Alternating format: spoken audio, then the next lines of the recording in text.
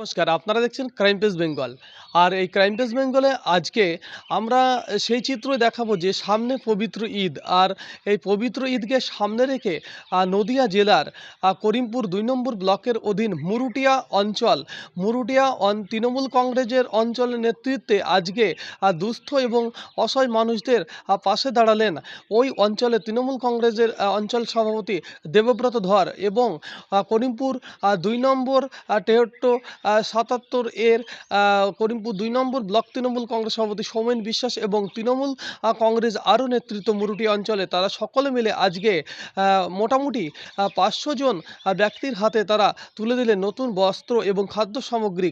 এই চিত্র উঠে আসলো আমাদের ক্রাইম পেজ বেঙ্গল নিউজের ক্যামেরায়। নদিয়ার করিমপুর থেকে অর্ধেন্দু মালাকারের রিপোর্ট, ক্রাইম পেজ বেঙ্গল। পবিত্র ঈদে দুস্থ মানুষজনকে বস্ত্র ও খাদ্য সামগ্রী তুলে দিলেন অঞ্চল ও ব্লক নেতৃত্ব।